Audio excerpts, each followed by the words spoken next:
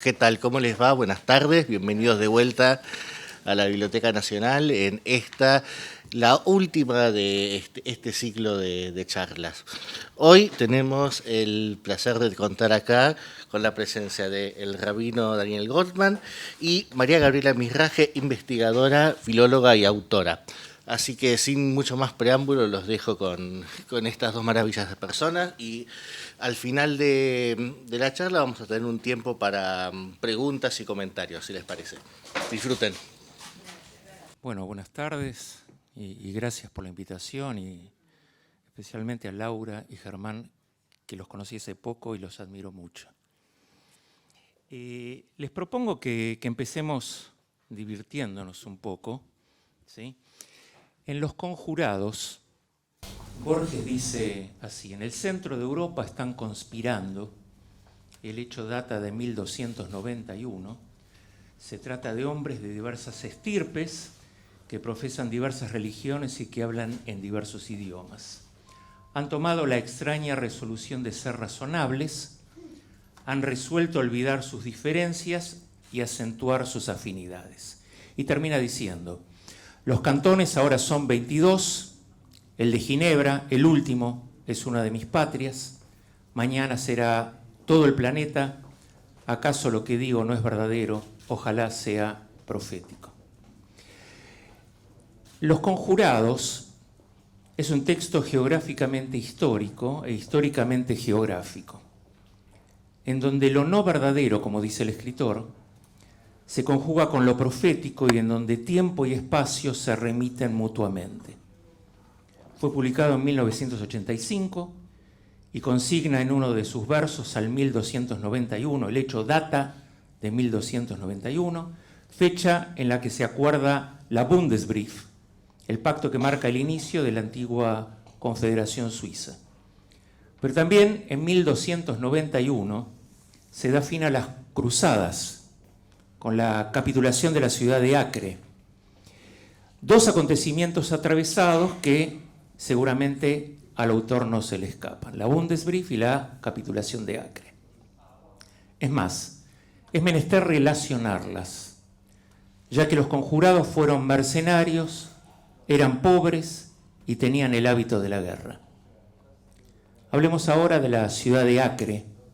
Esta antigua ciudad, ya citada en el libro bíblico de Jueces, está ubicada al lado de la actual bulliciosa Haifa y a 51.5 kilómetros en línea recta de la eterna Jerusalén. Escritos místicos orientales del medioevo denominan a Acre la Jerusalén del Mediterráneo.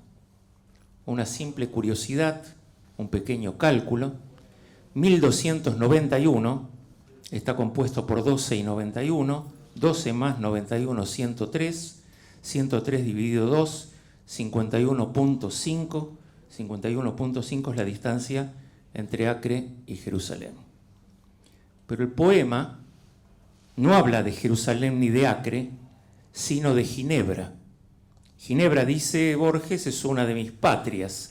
La distancia entre Ginebra y Acre es de 4.855 kilómetros, 48 más 55, 103, 103 dividido 2, 51.5. ¿Sí? O sea, Ginebra y Acre, en la metáfora matemática, distan de manera similar a Acre y Jerusalén. Ginebra, Acre y Jerusalén se confunden en los cálculos. ¿Será Ginebra la Jerusalén de Europa, en la que Borges reúne a los hombres de diversas estirpes que profesan diversas religiones y que hablan en diversos idiomas? Si el nombre es arquetipo de la cosa, dice Borges en el Golem, y todo el Nilo en la palabra Nilo, ¿será que todo Jerusalén y todo Acre están en Ginebra? ¿Será que en Borges nada es al azar? ¿O es el quimérico cálculo una invención personal de un Borges y yo, al que mi yo desea amalgamarse como la no verdad de la profecía, como lo insinúa Borges, o como la realidad se amalgama a la fantasía, o como el sueño a la vigilia, o como los cálculos a lo lúdico? En su conferencia sobre la Cabalá, editada en el libro Siete Noches, Borges sostiene que Horacio el poeta del siglo VIII antes de la era común, dijo: a veces el buen Homero se queda dormido. Volviendo a lo anterior, si los vocablos adormecen, los cálculos despabilan, dice Tzvi Bar Itzhak. Y si los cálculos sucedáneos de la palabra y los números, emulaciones de las letras, despabilan, por ende, quitan el sueño. Quitar el sueño es un atentado a la conjura. El juego de números como emulaciones de letras y también al revés, letras como emulaciones de números, es parte de una subdisciplina de la Kabbalah llamada gematria. Gematria implica dar un valor numérico a cada letra, viendo que a veces la suma de las letras en las palabras son equivalentes. Es curioso que al término gematria se lo vincula con geometría y con gramática. Desde mi profundo deseo, quisiera desear que a Borges le hubiese gustado esa gramática del juego. Esa topografía, entre comillas, jerozoaco-ginebreana, cabalística del 51.5, y uso el juego, ya que lo cabalístico, a la usanza de Huizinga, no sería otra cosa que un elemento lúdico. Como referencia a esto, una sección de la Kabbalah se estructuró en base a este modelo, armando todo un universo teológico. Y Borges era un conocedor y era consciente de ello. Y me parece que habiendo sido conocedor y consciente de ello, el interés de Borges por la Kabbalah no era un asunto de materia religioso-teológica. En su texto Una vindicación de la Kabbalah, subraya el interés por el mecanismo. No quiero vindicar la doctrina, sino los procedimientos hermenéuticos, dice Borges. La Kabbalah le satisface como un modelo interpretativo y una posibilidad ficcional, un juego ficcional. Y apostando un poco más, el borgiano interés por las lenguas imaginarias se sostiene en la confianza de que cada palabra y cada letra son un oculto y descifrable secreto nunca capturado para siempre, sino extendido en un tiempo infinito de interpretaciones y en una capacidad ilimitada para alcanzar todos los reflejos del mundo presente y futuro, es decir, un juego de la realidad. Como dice mi amigo Saúl Sosnowski, para Borges la Kabbalah es una utopía, esperanzadora y desesperada a la vez, de los significados. Y hasta podríamos pensar en una Kabbalah de Borges como una herramienta del orden estético, cosa que ameritaría una mesa específica sobre el tema. Borges, que conoció a Gershon Scholem, el gran investigador contemporáneo de la mística hebrea, hubiera aseverado, como decían los cabalistas, que mientras el número es preciso, 51.5, la palabra, salvo la revelada, no la es. Si la distancia entre acre no hubiese dado el guarismo 51.5, si el número hubiese sido 52, los navegantes que transportaban de Acre a los conjurados hubiesen terminado en otra ciudad o en el medio del mar Mediterráneo y la historia no hubiese tenido conjurados, por lo tanto tampoco texto. Todo esto es solo un juego. Vuelvo al rígido Gershon Scholem, y sé por qué digo lo de rígido, y eso también es para otra mesa, a quien Borges le tributó amistad. A esos versos se refiere Scholem en un docto al lugar de su volumen, dice en el Golem.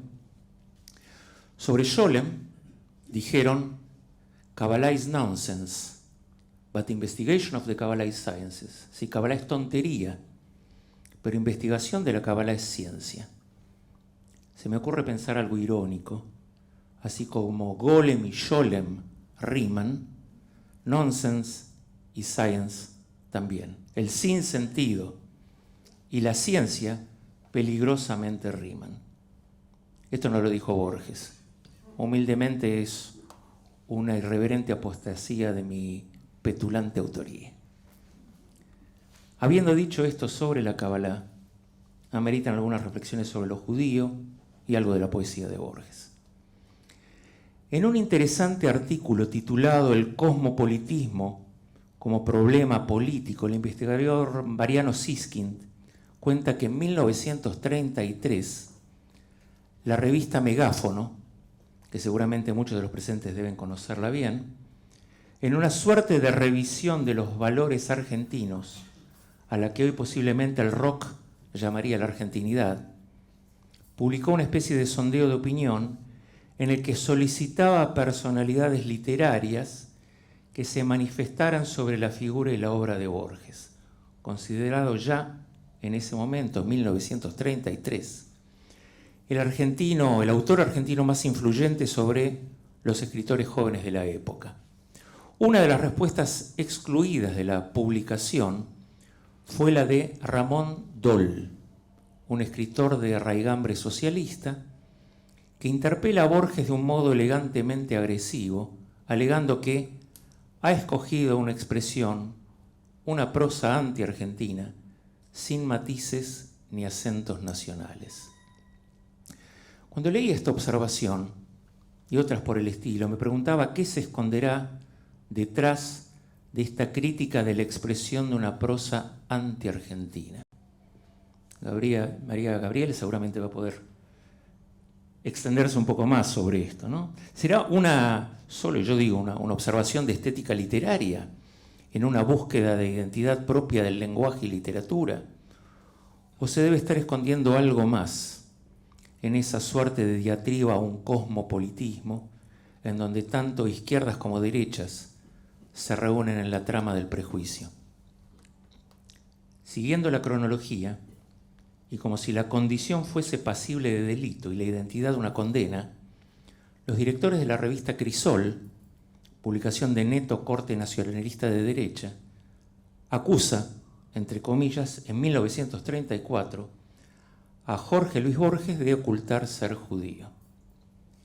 Y como si fuese con un estilete, el genial escritor blandió su pluma con la respuesta de un modo ingenioso y asumiendo esta supuesta deseada condición. La contestación borgiana es publicada en la ya aludida revista Megáfono en un breve ensayo titulado Yo, judío.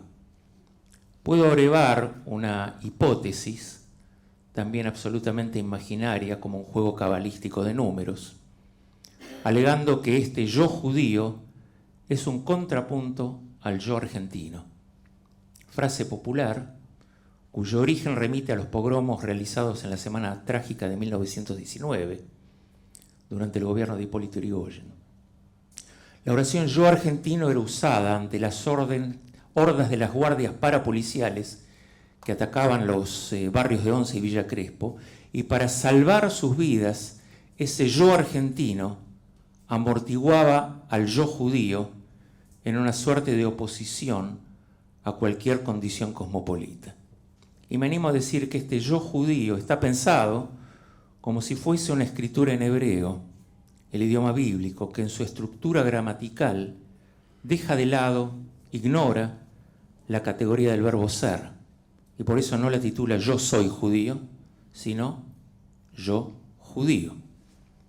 Algunos párrafos de este ensayo son absolutamente conmovedores, y así dice: no me disgustó pensarme judío.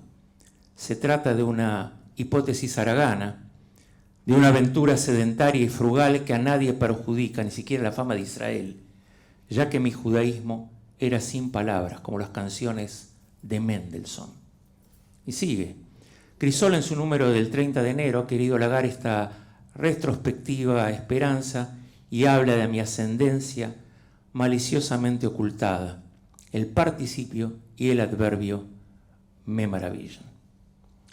Presumo que este filosemitismo borgiano no solo está amalgamado a una contestación como forma de rechazo al fascismo de la época, porque eso no alcanza, tampoco el sumarse al bando de los hostigados, sino esencialmente se fusiona en esa profunda seducción a bucear como la cábala y los números, en la curiosidad y el conocimiento de fuentes y enigmas judíos.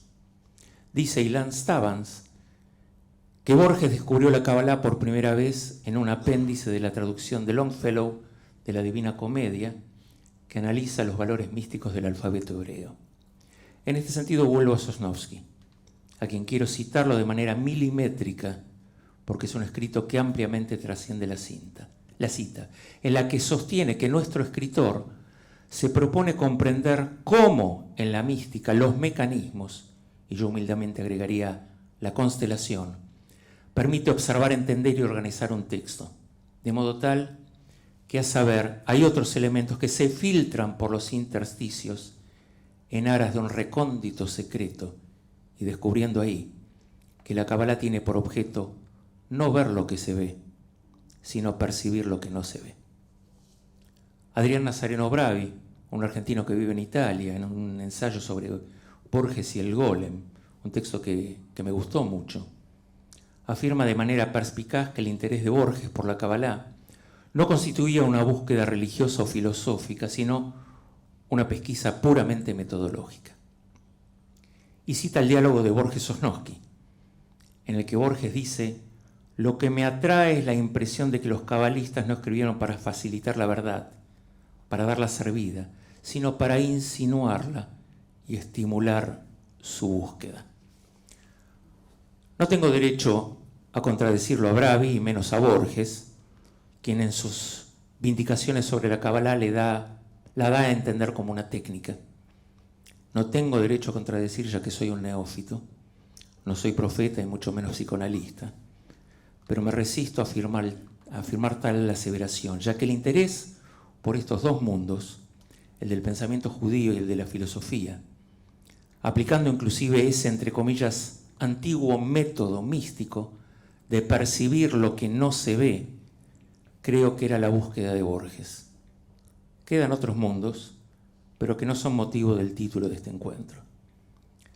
Pero permítanme, sin delirios, suponer una hipótesis de una hipótesis, y que desde joven tuve en Borges, que es la de entender que hay cierta matriz de la cábala que es pensada a partir del término mismo que el Talmud utiliza para definir la ceguera fisiológica. El término que utiliza el idioma arameo es Sagi Naor, que significa exceso de luz.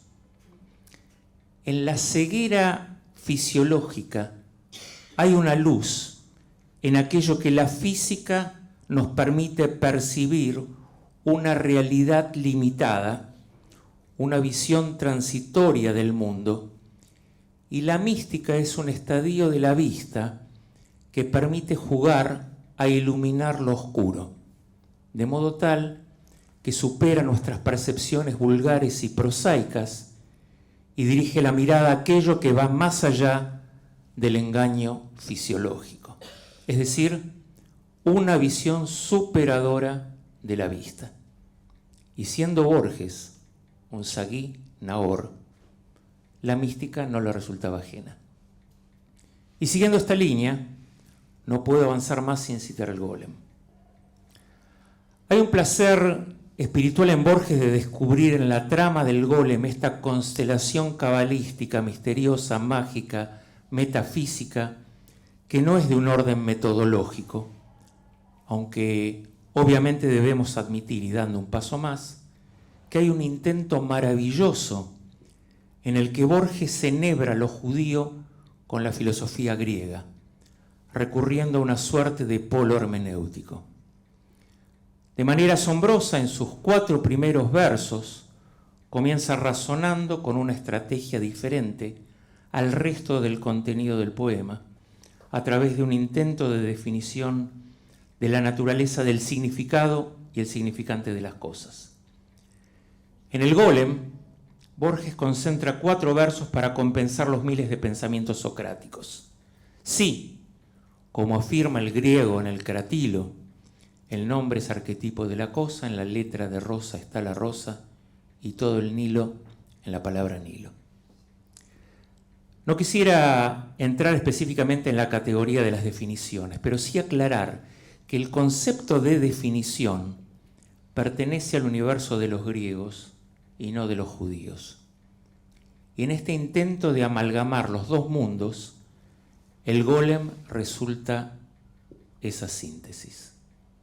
Une el razonamiento de la definición y lo que en términos literarios en hebreo llamamos la Agadá, el relato, una suerte de diálogo de dos mundos, que como diría nuestro escritor, no pocas veces trágico. Y ahí da un paso más. En ese diálogo hay una insistencia en universalizar el drama del golem, no limitándolo a una exclusividad judía. Como Gustav Meyrink, Borges universaliza el acontecimiento, el suceso, el evento y la existencia del personaje.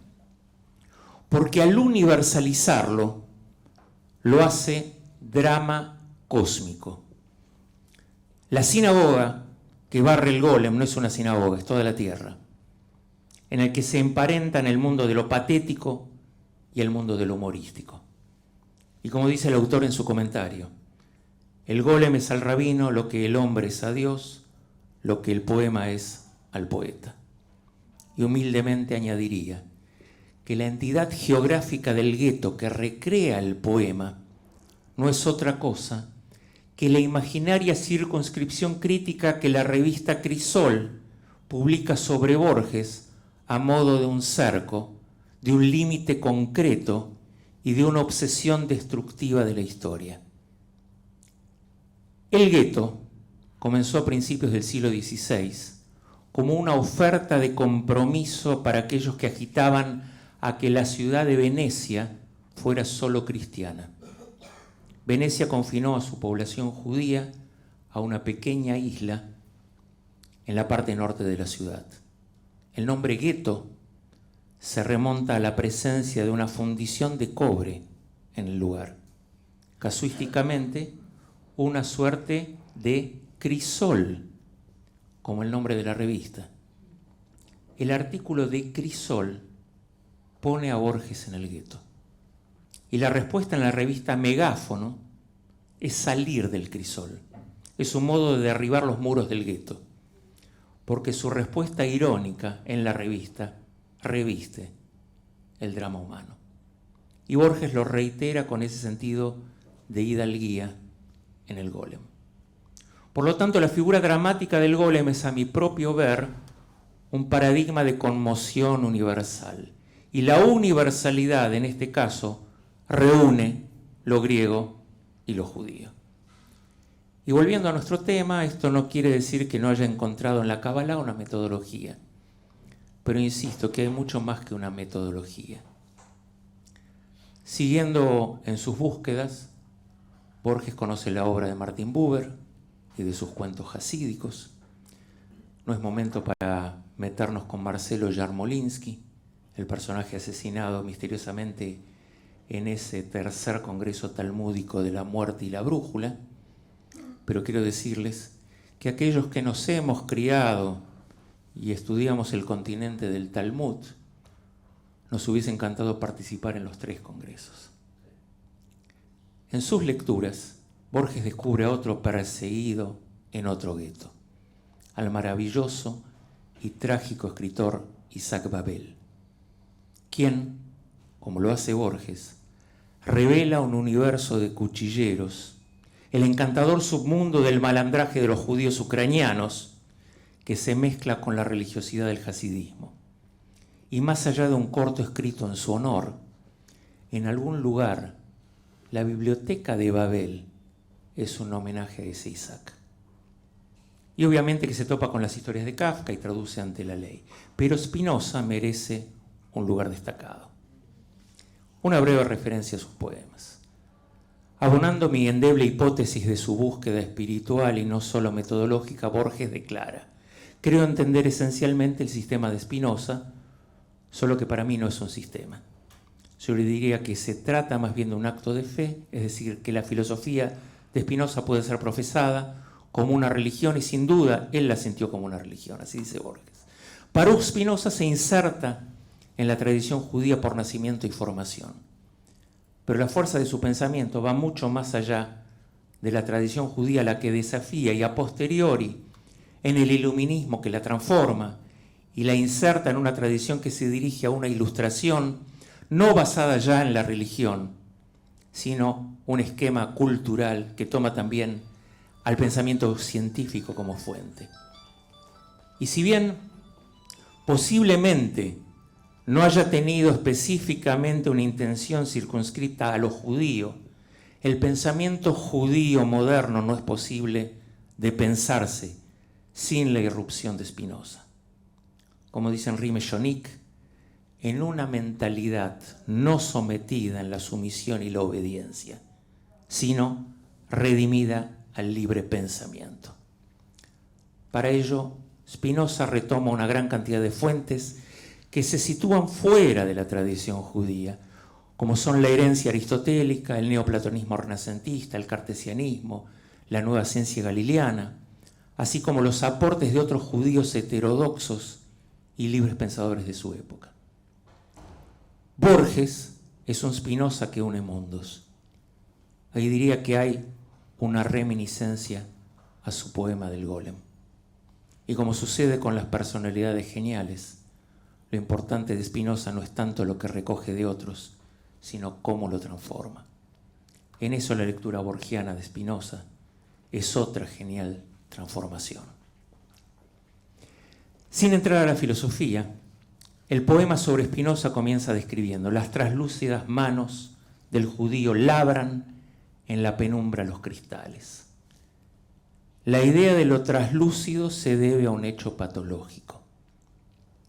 Spinoza, el óptico que labra el cristal, padeció de tuberculosis, pero presumo que lo traslúcido hace referencia a su no opacidad en la expresión de sus ideas y pensamientos que lo ponen en peligro y que lo llevan a la excomunión. Pero también en el óptico, en la traslucidez y en los cristales, hay una alegoría a ver lo que usualmente no es posible, y se conecta con ese concepto del Sagi Naor, del cual ya hice referencia.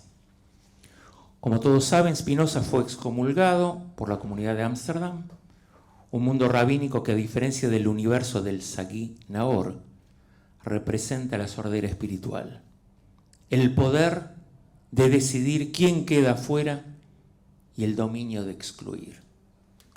Y siguiendo ese hilo de digresiones, me atrevo a imaginar que en este sentido Borges va hasta la esencia, hasta lo profundo, y se identifica con el óptico que ve otras cosas, con un perseguido dentro del pueblo de los perseguidos, en donde nuevamente refiere a ese lugar, las manos y el espacio de Jacinto que palidece en el confín del gueto, casi no existen para el hombre quieto que está soñando un claro laberinto. Hay tristeza, hay oscuridad, hay muerte, hay palidez, hay miedo, hay frío en el gueto, lugar de reclusión y encierro, reflejo de la persecución. Vemos al triste judío en su labor. Las sensaciones que acompañan a la muerte de la tarde son de miedo y de frío. El miedo acompaña a la tarde que muere, el frío es atributo de la muerte, conectado con los cristales que el hombre labra.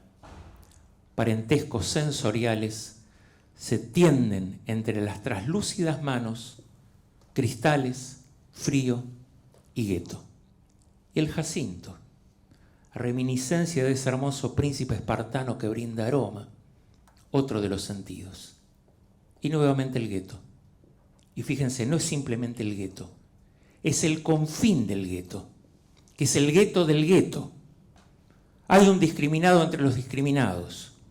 En la discriminación siempre puede haber dentro de sí otra discriminación.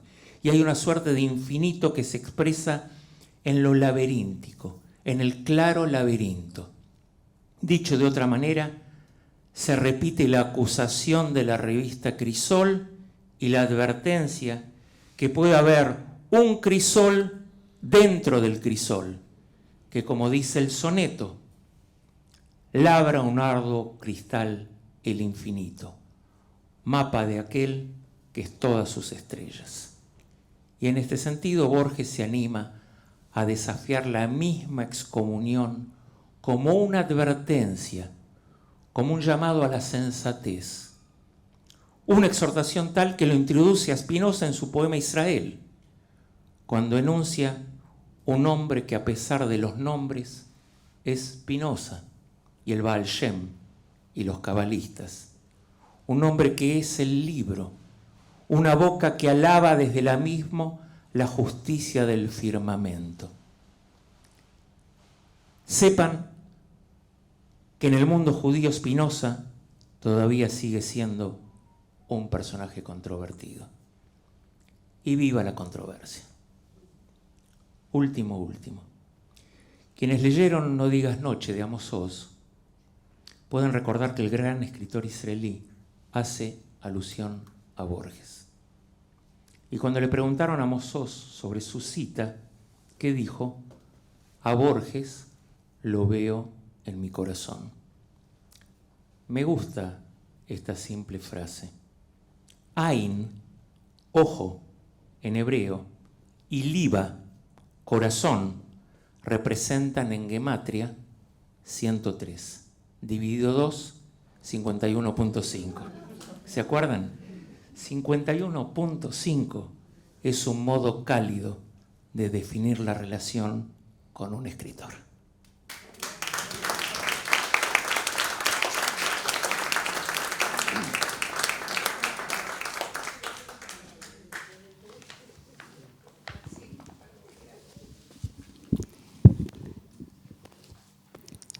Buenas noches. Gracias a todos por estar acá y gracias a quienes nos convocaron, tanto a la Biblioteca Nacional, a través de las personas de Germán y Laura, que vienen haciendo un gran trabajo en relación con Borges, y a la Embajada de Israel. Está aquí Jonathan. Gracias también al CIDICSEF, que que formó parte de la convocatoria para esta actividad. Bueno, yo hablé tantas veces sobre Borges y el judaísmo y escribí tantas veces que ahora casi me veo más tentada a ponerme en diálogo con lo de Daniel o a responder o continuar algunas de las líneas preciosas que trazó, que de volver a compartir mis propias cosas. Igual, como no me repito en otras, que digo, los que me hayan escuchado no escucharían hoy lo mismo que he dicho en el pasado, voy a darle lugar a algunas de todas las cosas que había pensado para hoy. Hay cosas que sí es inevitable soslayar o no reiterar. Si uno va a mencionar el Golem, si vamos a mencionar los poemas a Spinoza, porque está el poema que dijo Dani, pero hay otro que también es preciosísimo. Acá justo no se mencionó el Aleph, pero hay algo que hace como a este canon de Borges en relación con el judaísmo que podemos repasar brevemente para anclar distintas cosas. Lo primero que querría retomar tiene que ver con los términos de la convocatoria, este diálogo, que me parece un título que fue bien puesto por los organizadores, entre Borges, el judaísmo, Israel, como si fuera un banquito de tres patas. Y es verdad que Borges tiene las dos cosas y es verdad que a veces confluyen. Pero Borges y el judaísmo, o Borges, dentro de la obra de Borges, lo que es la relación con el judaísmo es una cosa, lo que es la relación con Israel, y sobre todo lo que va a ser después con el Estado de Israel, es otra. Entonces me parece que podemos problematizar un poquito esto de los términos del diálogo entre Borges, el judaísmo e Israel.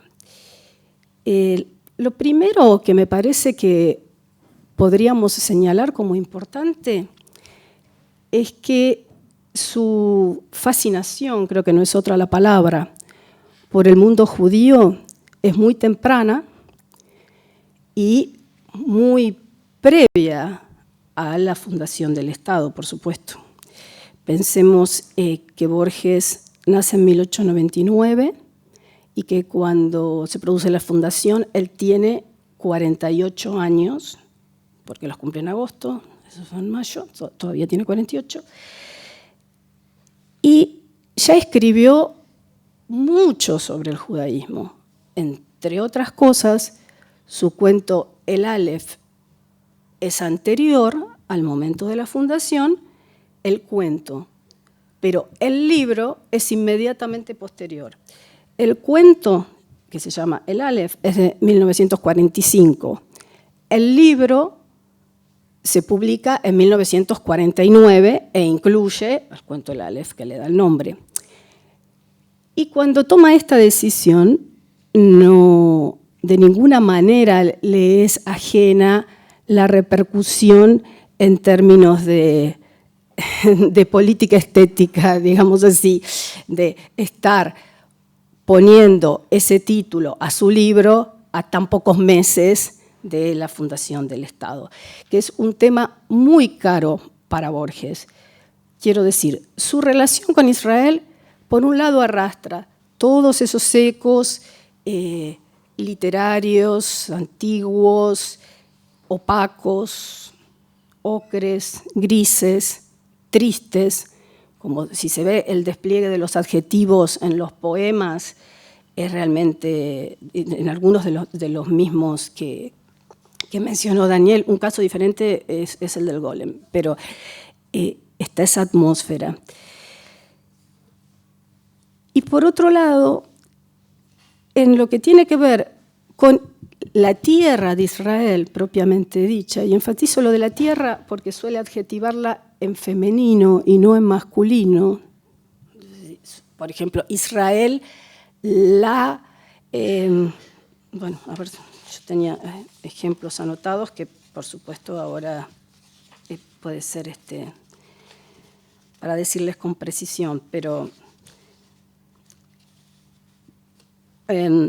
se refiere a Cansinos Asens y dice, lo llamaba Israel, íntimamente la oyó Cansinos como oyó el profeta, o sea, oye ese llamado de Israel femenina. Esa relación con la tierra, una vez que él viaja, ya invitado por el Estado de Israel y demás, lo va a hacer, le va a implicar cierta torsión, cierto giro, como un semicírculo, respecto de todas esas latencias y emociones que estaban ligadas a ese mundo más opaco, más triste, como les decía recién, más gris o más ocre. Porque cuando está allá se sorprende por la vitalidad, por la actividad, por la creación moderna. De hecho, vuelve diciendo que estuvo en la más antigua y la más nueva de las naciones, y todo lo que hace a la novedad viene un poco a quedar en colisión con toda la obra de él, donde venía hablando de Israel. Digo, pienso tanto en la narrativa como en la poesía, con esos ecos de toda la belleza literaria asociada a la pena, al dolor, a los ecos de Heine, porque además cuando elige personajes, el Spinoza que bien marcaba Daniel, o también Cansinos que yo les mencioné hace un rato, o el mismo, suelen ser justamente los personajes más descentrados o más incómodos respecto del judaísmo. Es muy raro verlo. Son personajes que siempre van a estar vinculados al margen, al exilio, al destierro, a la polémica o a la excomunión. Son los que prefiere. No digo que no estén los otros, pero es como salir al rescate de, también Daniel decía, como la discriminación dentro de la discriminación, ¿no? Como en este juego de cajas chinas, lo dijo con otras palabras, pero es el judío del exilio, a su vez, respecto del propio mundo judío, ya de por sí pueblo de exilio, ¿sí? El exiliado dentro del pueblo del exilio, como es clarísimamente el caso de Spinoza. Ahora bien, cuando, por ejemplo, va a comentar la obra de Grunberg, él va a señalar precisamente que lo sorprende la alegría. Esa alegría de ser judío que se puede ver en Grunberg, y no solo la pena del atavismo respecto de los sucesos de la historia. Y Borges remarca mucho eso, con asombro de que pueda ser hasta en un poema sobre la circuncisión, que no se sienta, que por encima del dolor esté la felicidad de la incorporación a la alianza. Y me parece que su recorrido, siendo todo lo nostálgico que es Borges, que es algo que en general, bueno, digo, es nostálgico también para sentir Buenos Aires, es nostálgico más allá de esos comentarios de no argentino, etcétera, que al momento en que recibe esos comentarios había probado con absoluta argentinidad, tanto desde lo formal, por la reproducción de las marcas de oralidad, hasta lo temático, desde Evaristo Carriego, por los ensayos, por la poesía, Fervor de Buenos Aires, por lo que fuere, esa argentinidad estaba demostradísima. De hecho, uno puede decir, uno puede y debe, porque es así cronológicamente, afirmar que es por donde empieza la obra publicada de Borges.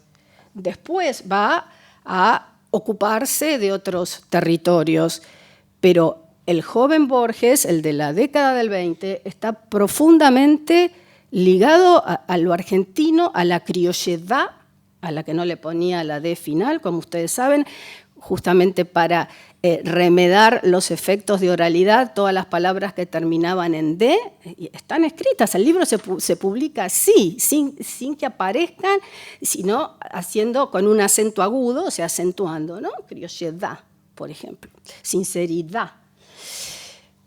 Así que, excepto atribuirlo a la ignorancia o a la envidia, que le vengan a decir que es poco argentino o menos argentino, es realmente de una reverenda estupidez. Lo que sí se está haciendo en esa campaña a la que aludía hace un rato Daniel, es responder a las declaraciones y las firmas absolutamente comprometidas de este Borges absolutamente judeofílico, digamos, que incomoda tanto a cierto sector, al establishment. Él viene firmando solicitadas y lo va a hacer durante toda su vida. Cada vez que hay una solicitada respecto de antisemitismo o respecto del Estado de Israel, hasta en el 67 aparece y firma a favor del Estado en ese caso y en los otros casos para denunciar el antisemitismo. Entonces, como esto resulta tan insoportable para ese sector de la derecha nacionalista más rancia, es que lo terminan acusando de judío, porque él venía con su grupo de amigos, y no solo, porque no eran todos judíos los que estaban firmando, por suerte, no eran todos ni solo judíos. Había un campo intelectual ya en Argentina lo suficientemente inteligente, aunque estábamos en plena época de los fascismos, digo, aunque estábamos en plena década del 30, son muchos los que salen a expresarse a favor de del judaísmo en relación con denunciar el antisemitismo. Por ejemplo, un Ricardo Rojas, por ejemplo, un Leopoldo Lugones, a quien solemos asociar como a una derecha y era filosemita absoluto. Entonces, en ese contexto, al que se le suma el hecho, podríamos decir lúdico, pero creo que era de un anhelo sincero, de tratar de rastrear ese antepasado al cual él venía buscando, ese antepasado conjeturado judío del mismo Borges, que era absolutamente probable, por lo menos por la línea de los Acevedo, de su madre. Yo he leído cartas donde él se explaya sobre eso y bueno, como lo trabajé en otros momentos y lo compartí en otras conferencias, ahora no me detengo tanto, pero desde edad muy temprana, desde que él está en Ginebra, a donde se lleva el volumen de Ramos Mejía que tenía el de la Quinta de Adrogué, son pocos los libros que se llevan. Además, ellos van ignorando que no van a poder volver porque estalla la Primera Guerra Mundial. Se terminan quedando mucho. Pero dentro de los libros argentinos que tienen hay Ricardo Guiraldes, Ricardo Guiraldes no. Quise decir Eduardo Gutiérrez. Ricardo Guiraldes va a venir después. Ahí todavía no estaba para ese periodo. Eduardo Gutiérrez, Ramos Mejía, entre los pocos referidos a la Argentina. Y ahí leyendo encuentra que está esta cepa hebreo-portuguesa, que a él le llama mucha la atención, donde casi todos los apellidos de su propia familia, así como de muchos conocidos de él, Pinedo, etc., estaban en el listado de la cepa judeo-portuguesa, como les dije recién. Él se queda fascinado con ese descubrimiento, a partir de lo cual empieza un deseo muy profundo, jugando, no jugando, está en sus poemas. Él dice, por ejemplo, ¿quién me dirá si estás... ¿Se acuerdan de ese poema? Sí, en el laberinto de mi sangre, Israel, etc. Y piensen que estamos hablando de la década del 10. Cuando llegamos al momento al cual antes hacíamos referencia, estamos en los 30, entonces ya hubo mucho recorrido en relación con la eventual gota judía de la sangre de Borges. Por eso es que estos energúmenos de Crisol le dicen que él está negándolo, y además por exacerbar que se ponga tanto la camiseta, decimos ahora, se puso la camiseta de ese lado, que los molesta plenamente, porque ellos querrían dejarlo en el lugar de un escritor orgánico y no de un escritor alternativo del campo cultural argentino.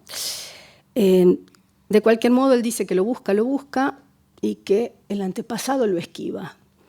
Nunca llega... No, se murió sin saberlo, no lo sabremos, pero jugaba un poco con eso, como que tenía la esperanza de que así fuera, y es altamente probable que así haya sido, pero no hay ninguna demostración.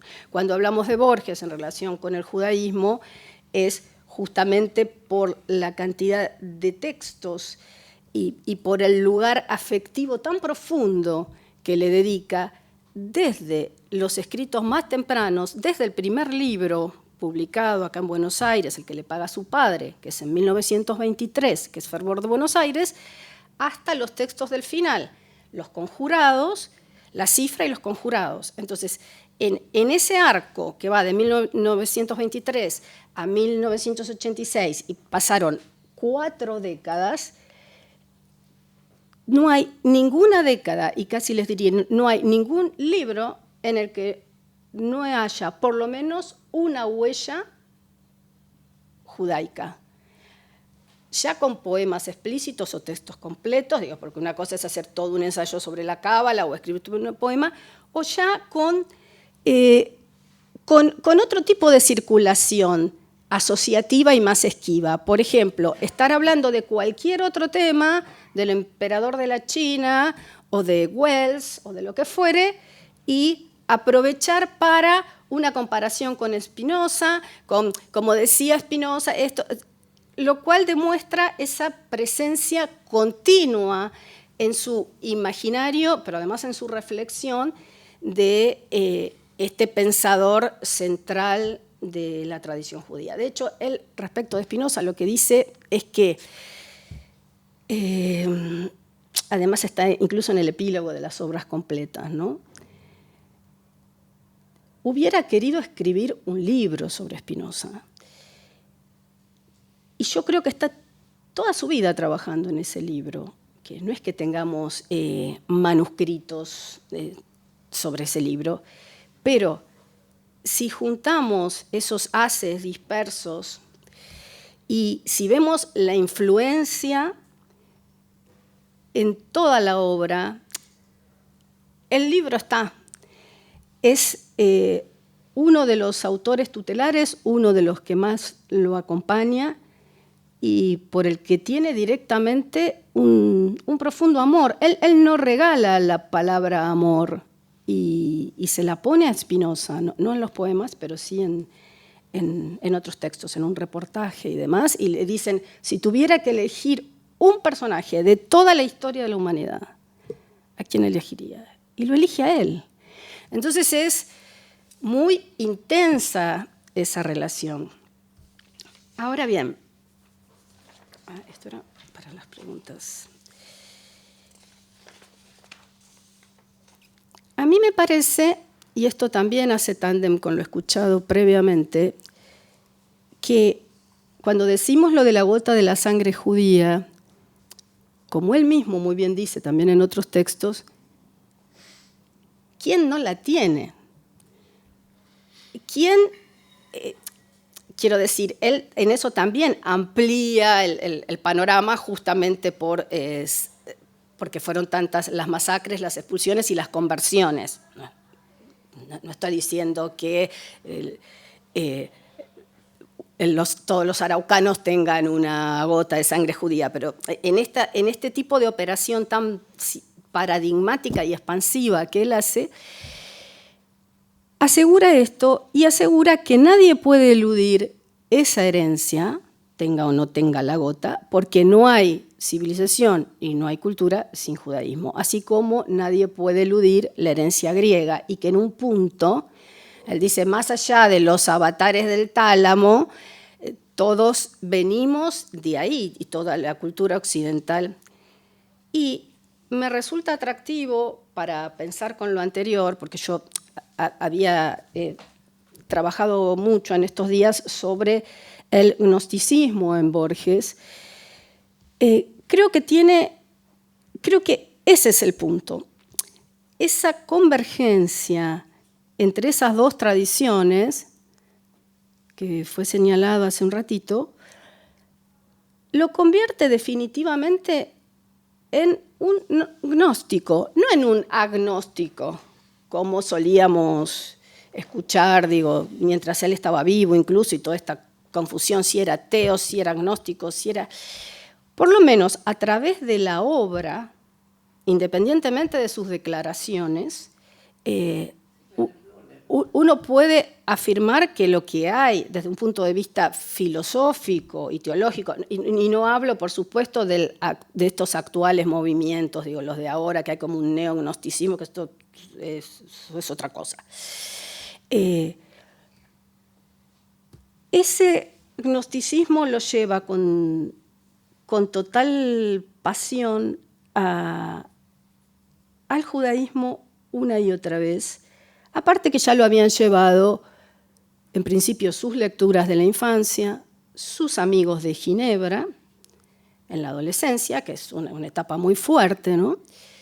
Y su relación con su maestro Cansino Sassens, que es definitiva para lo que tiene que ver con la influencia del judaísmo. Otra cosa que me parece que vale la pena aclarar es que Borges se contradice mucho, más de lo que en general se cree. De ahí que ustedes pueden escuchar que según quien tome o hable porque depende de en qué periodo se está situando esa declaración, eso que dijo. Hay gente que afirma una cosa y hay gente que afirma otra respecto de algunos posicionamientos estéticos, políticos, filosóficos.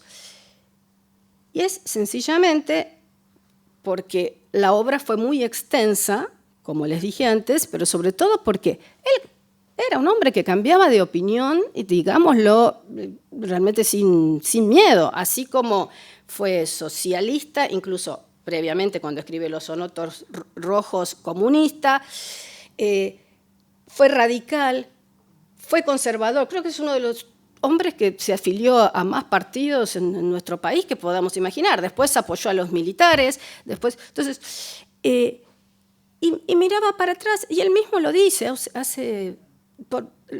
no hace demasiada autocrítica, hace autocrítica respecto del radicalismo, pero esas contradicciones hacen que cada uno vaya tomando lo que le sirve para su cosecha o lo que quiera para elaborar o pulir la versión de Borges que más le conviene. Pero una lectura seria tiene que dar cuenta de todo este recorrido que fue cambiando según las épocas. De ahí que donde hay continuidades, donde hay pasiones de continuidad en los esquemas de su pensamiento, queramos rescatarlas y enfatizar el rescate como lo que estamos diciendo de Spinoza o de la Cábala o de su amor con el judaísmo, ¿no? Porque eso no está situado, no está arrinconado por ninguna cuestión coyuntural. Son pasiones más duraderas que tienen que ver, bueno, fundamentalmente con el universo literario, porque incluso en términos estéticos también se contradice, o también reniega de sí mismo, o también se desdice. Pasados los años, al ultraísmo le va a parecer una barbaridad.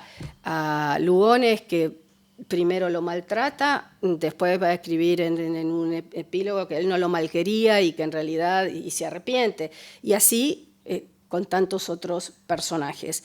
Pero algunos ocupan un lugar privilegiado en su amor, como Cancinos, que a pesar de que fue su maestro en el ultraísmo y a pesar de que Borges dice que no quiere ningún ismo y renegó del ultraísmo, siguió rescatando a este Cancinos, traductor del Talmud, a este Cancinos que estaba tan anhelante por sus propios orígenes judíos, también arrasados, y de los cuales sale a la búsqueda. Y bueno, en el caso de él es distinto porque Cancinos los encuentra, se autodeclara judío, se casa con una mujer judía, entonces es otra historia. Yo tengo para mí que esa historia vital de Cancinos, que sale a la búsqueda de su antepasado, también fue muy determinante para el joven Borges, porque sucede en paralelo. Borges empieza con esta inquietud de su propio antepasado judío, mientras está en relación con Cancinos, que viene de hacer toda esta operación, digamos, de elegir para su vida el ser judío. Yo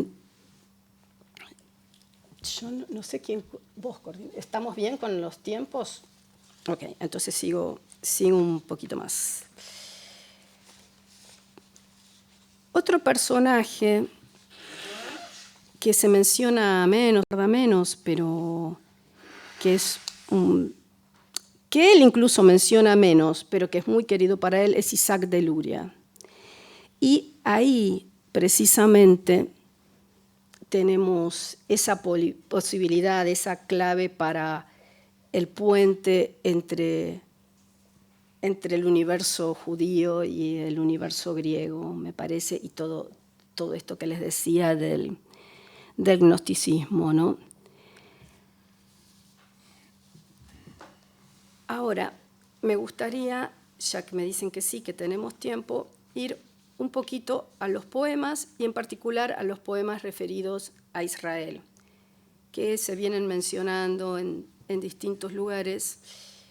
yo creo que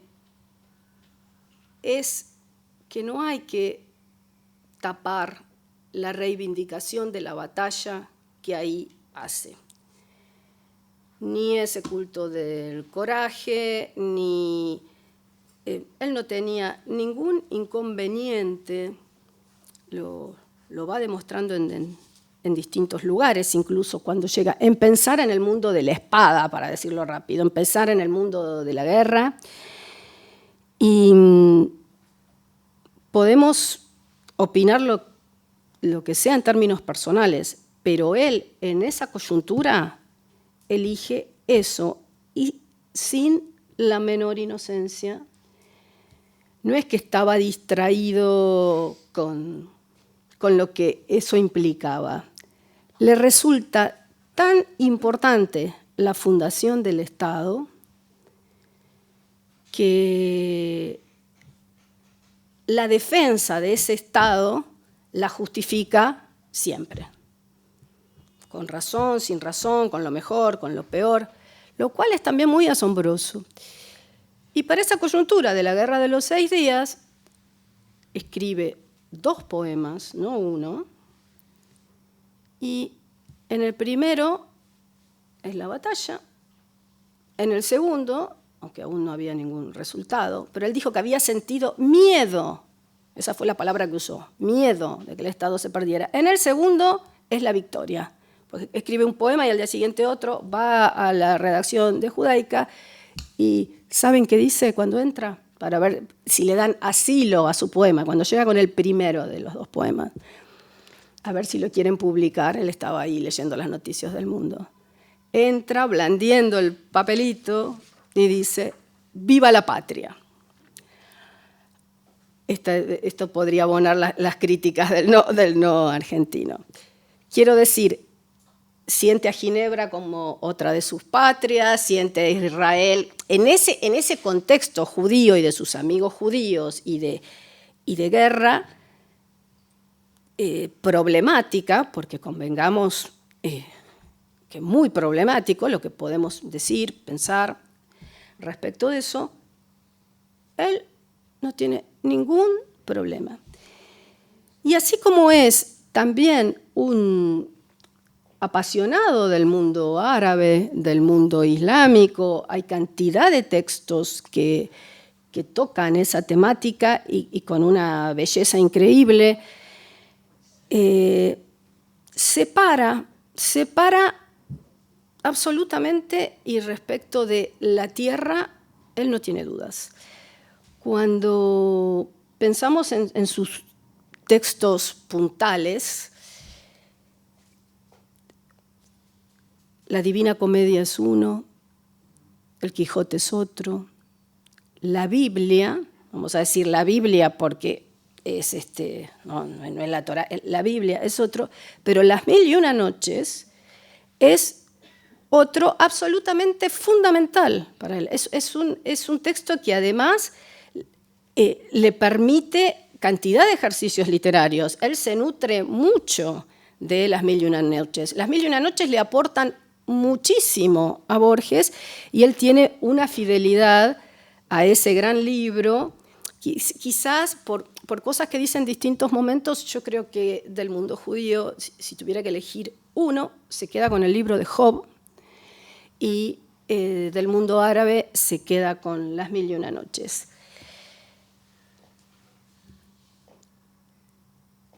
Les voy a leer algo que dice, antes de pasar a los poemas, sobre Cansinos. Un Virgenio acaba jugando con las apariencias visibles y las realidades presentidas. Acá también nos podemos deslizar hacia la cábala. Acaba jugando con las apariencias visibles y las realidades presentidas, creando un universo de simples posibilidades, donde la luz es el ocaso y donde la imagen verdadera se confunde con la especular. Acá estamos en 1963. Esa zona de de lo inacible, pero además de lo indefinido y además de lo que sería en realidad la de lo latente, ¿no? Es, yo creo, a la cual dirige su búsqueda, porque esto que él dice de Cansino se podría decir del mismísimo Borges, y que está en el horizonte de sus escritos. Siempre hay algo entre las apariencias visibles y las realidades presentidas, que van desde el policial hasta los textos más filosóficos y que él termina definiendo. Él habla de textos fantásticos. Esto es opinable desde la crítica literaria. Bueno, no importa, no vamos a introducirnos en eso ahora. Pero siempre esa zona de lo que queda en tinieblas, ¿no? Fue muy lindo lo que dijo Daniel sobre la ceguera y el arameo. Yo no sé de todo esto que estoy diciendo cuánto dará 51.5, no tengo la menor idea, pero sí les aseguro que esa zona está ahí. Bueno, vamos un momentito a los poemas y con eso terminaría para abrir el diálogo. En todo caso, no sé bien cómo son los tiempos totales.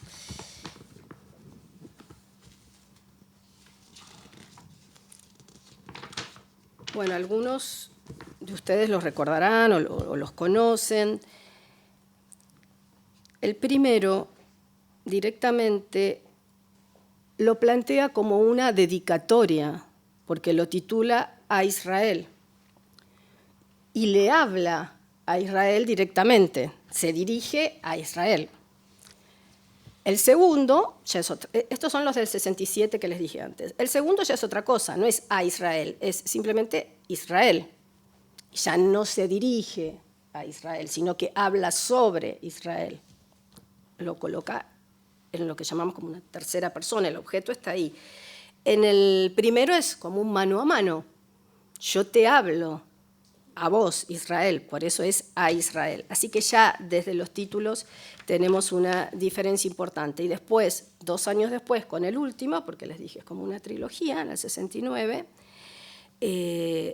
también es un Israel que está allá, pero donde hay muchas torsiones. ¿Quién me dirá si estás en el perdido laberinto de ríos seculares de mi sangre, Israel? ¿Quién los lugares que mi sangre y tu sangre han recorrido? Y hace esa pregunta, que tiene que ver con lo de los ancestros que decíamos antes. Exacto. Y corta, de golpe, porque él mismo la responde. La pregunta es retórica como en todo poema. Sin embargo, se permite contestarla y dice, no importa. Justamente porque para ese amor no importa que esa gota de sangre le esté corriendo por las venas o no le esté corriendo por las venas. El corte es muy impresionante. No importa. Sé que estás en el sagrado, libro que abarca el tiempo y que la historia del rojo Adán rescata y la memoria y la agonía del crucificado. En ese libro estás, que es el espejo de cada rostro que sobre él se inclina, y del rostro de Dios que en su complejo y arduo cristal terrible se adivina. Salve Israel, que guardas la muralla de Dios en la pasión de tu batalla. Es hermoso, pero hay varias cosas para mencionar. Una de ellas, que a mí me había llamado la atención por su belleza, por el diálogo que habría, es que está de nuevo este arduo cristal que remite al poema de Spinoza. Está todo en los 2 poemas de Spinoza está este cristal. Claro, pero que acá es arduo precisamente porque estamos en plena guerra. Otra marca es que este gnóstico de formación protestante por la familia, no católico, sino protestante, muchísimas veces cuando está ocupándose de Israel o del judaísmo, menciona a Jesús. Acá arma eso y va desde el rojo Adán hasta la agonía del crucificado, ¿sí? Entonces, es el Israel del judaísmo, y ese Israel judío incluye al Jesús judío, al crucificado. Esto lo vamos a ver en muchísimos de los textos que tienen que ver con el judaísmo. Lo que me parece realmente de enorme belleza es, en ese libro estás, que es el espejo de cada rostro que sobre él se inclina. Y ahí sigue del rostro de Dios. Bueno. El otro poema va pasando como revista a distintos hechos de la historia, sin ponerles a todos el nombre propio. Por ejemplo, está Moisés, está Job, está Shakespeare, porque menciona a Shylock, al usurero del mercader de Venecia. Está Sansón, curiosamente está Sansón, a quien se une también, o a quien lo une también la ceguera, ¿no? Perdón. No, es que me fui alejando del micrófono y no me di cuenta, pido disculpas, me hubieran dicho antes. Decía que en el segundo poema van apareciendo, aunque no tienen todos los nombres propios, en general sí lo tiene Spinoza y sí lo tiene Baal Shem, pero después hay otros, como Moshe o como Sansón, que decía, es muy curioso que llegue incluso a mencionar a Sansón, ¿no? Sin el nombre, a quien lo unía la ceguera, les acababa de decir. Y dice, un hombre encarcelado y hechizado, un hombre condenado a ser la serpiente que guarda un oro infame, un hombre condenado a ser Shylock, un hombre que se inclina sobre la tierra y que sabe que estuvo en el paraíso, un hombre viejo y ciego que ha de romper las columnas del templo,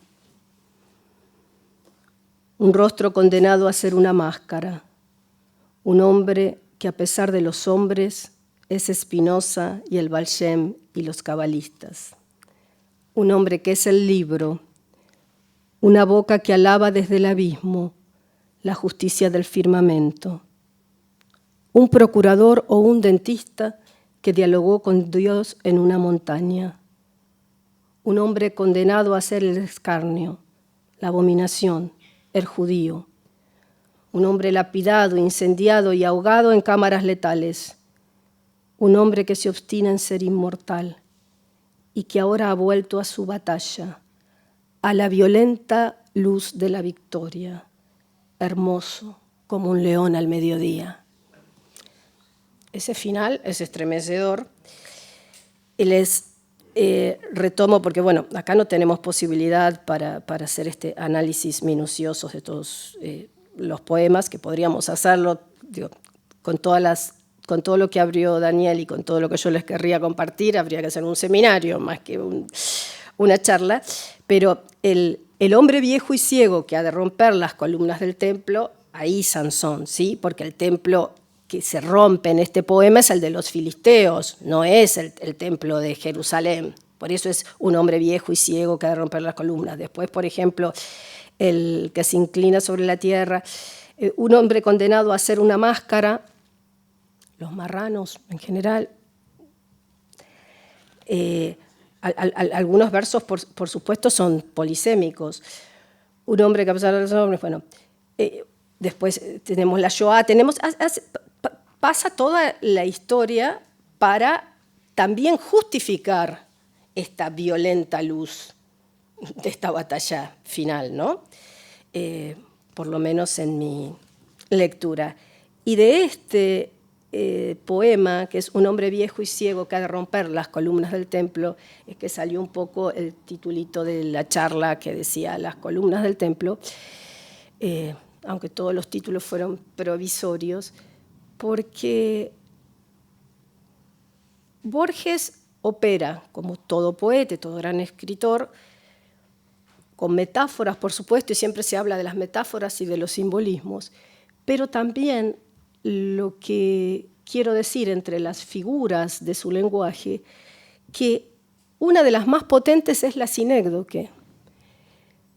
Borges hace esto de la parte por el todo, de que menciona una parte para que se abra el universo en su totalidad, como en algunos ejemplos que vimos en la primera parte que marcó Daniel. Esa universalización que hace que ser judío, como en Rosh Hashanah, sea ser un hombre del mundo, un ser humano, vamos a decir, un hombre y una mujer del mundo, y que el mundo se está creando cada vez. Y para esas operaciones, además de las metáforas que vemos acá, en los poemas leídos y en general, la sinécdoque es un recurso predilecto de una gran potencia y que, bueno, lo va a acompañar en casi todos sus escritos sobre Israel y el judaísmo y de este diálogo tan precioso y poderoso que nos acompaña. Bueno, muchas gracias.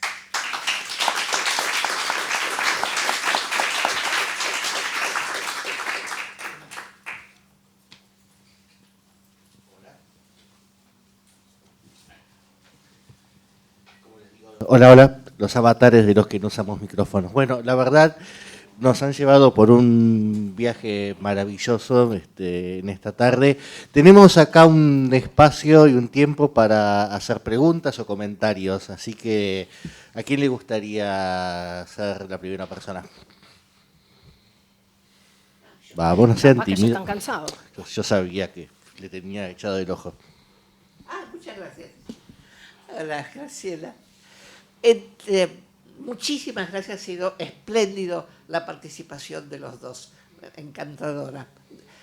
Quería comentarte que en la visión de Borges, ¿se me escucha bien? Sí, perfecto. En la visión de Borges sobre Israel, entiendo que él debe hacer una comparación con sus antepasados, no los de la madre, sino los del padre. Del padre, del abuelo, sí, de los militares triunfantes, creadores de la patria. Uh-huh. Cuando habla de Israel, el maravilloso león al mediodía, o de tus funciones soldado, creo que se está... Ese no lo llegué a leer, ese es el último, pero me pareció que era muy... encontrando esa gota de sangre en esa comparación. Sí, una dimensión épica. Y si me autorizan para un pequeño comentario más de una circunstancia que viví en Praga, entré al cementerio judío, no al viejo cementerio, no, era otro, donde encontré una lápida de un Isidoro Borges, con todas las letras en hebreo. Impresionante. Y lamentablemente saqué una foto que se la entregué a María Kodama, incluso, que le pareció muy curioso el comentario que hizo ella, pero que sin pretender que haya una ligazón familiar entre unos y otros, pero el afirmar que también Borges puede haber tenido un apellido de origen judío. Sí, sí, él dice, no solo de los Acevedo, él lo dice, de las distintas ramas, él también tiene Pinedos antes, Sí. Y bueno, pero lo siguió buscando y como dijo, el antepasado me elude, no lo encontró. No lo encontró. Capaz que porque no llegó hasta el... Bueno, muchísimas gracias a todos por haberme escuchado. Muy bien, ¿alguien más? Vamos, no sean tímidos. Vamos, salen de la vaina. ¿Nadie? ¿Seguro? Acá el ilustre panel, ¿alguna cosa más que quieran comentar o agregar? La verdad que les digo, bueno, o sea, mi rol acá es... bueno, entonces me callo y paso por acá.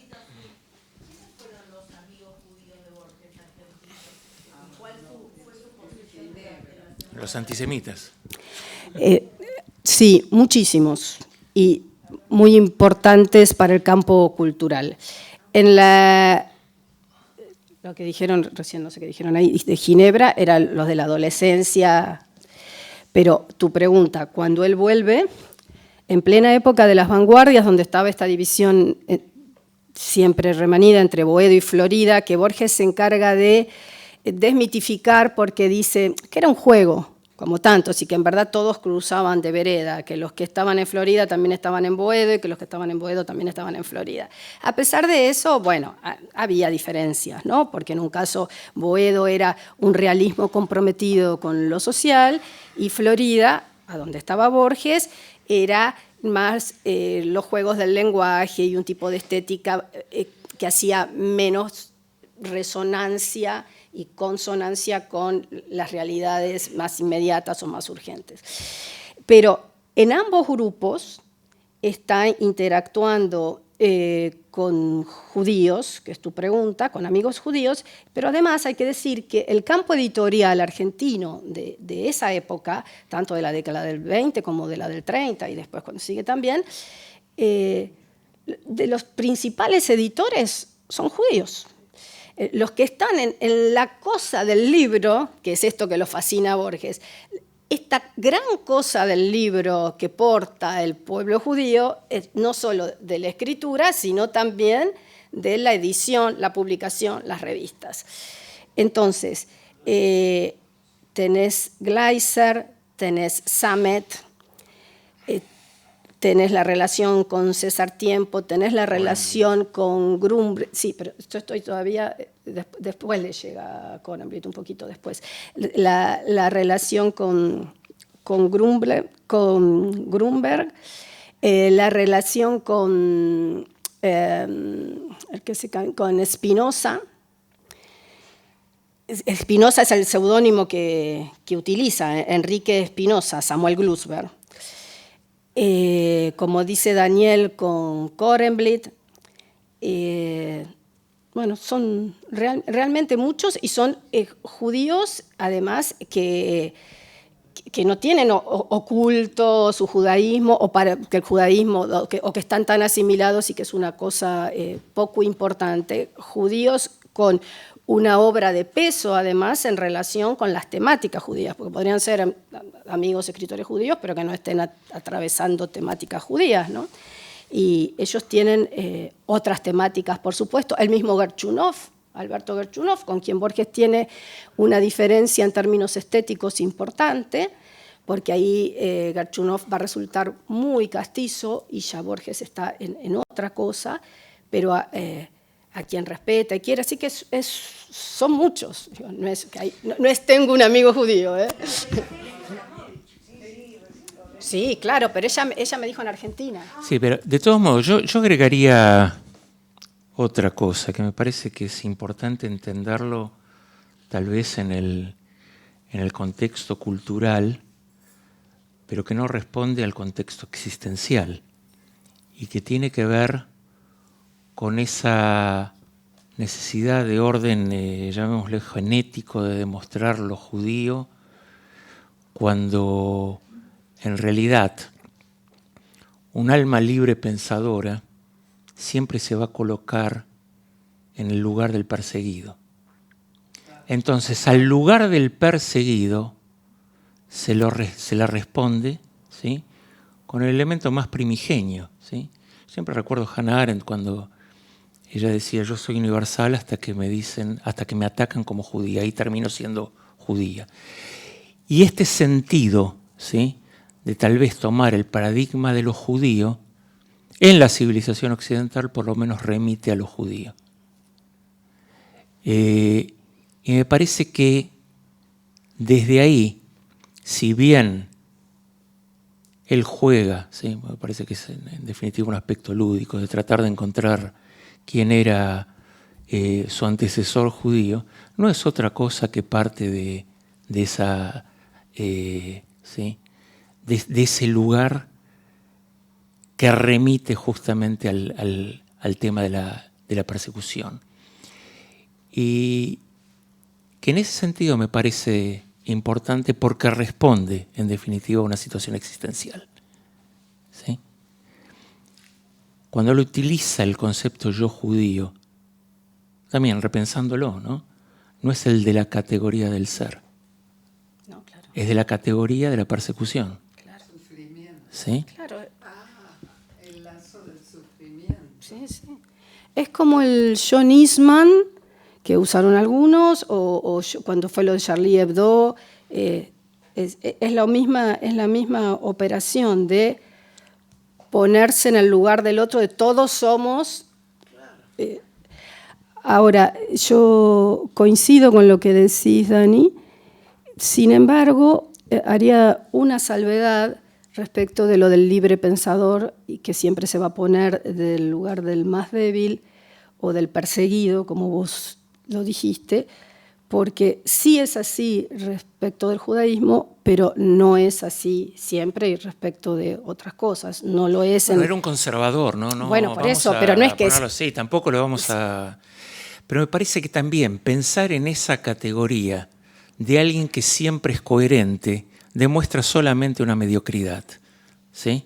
La mediocridad, ¿sí? La coherencia es la ideología de los mediocres.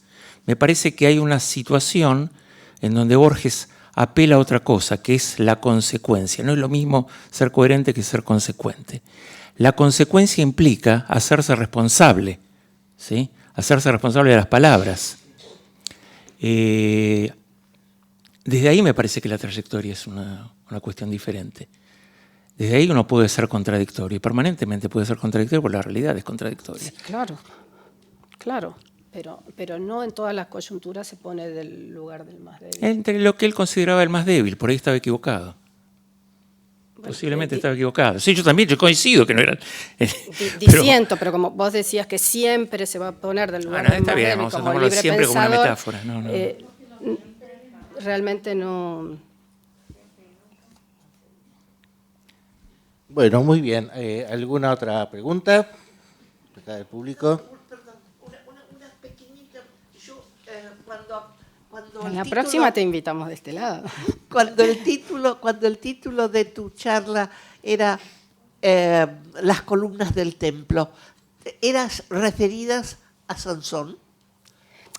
Salió de este poema, Sí. Salió de este poema donde, como dijimos, es el templo de los filisteos, que Sansón derriba y él de hecho termina muriendo, porque le pide a Dios eso. Al morir los filisteos muere él también, Sí. o sea, con ese Sí, derrumbe. sí.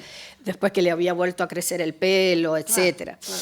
Pero justamente ¿cómo decirte? Las columnas del templo lo que permitía era pensar en el templo de Jerusalén, Claro. y ahí estaba, era un juego, pero además lo que creo es que el gran templo es el libro, el gran templo es la literatura. Si hay columnas, si hay algo que sostiene su relación con el judaísmo y su sentido de la vida, o sea, esas paredes son las de la letra, es la de la letra. Entonces era un poquito, ese era el juego. Gracias. No, al contrario.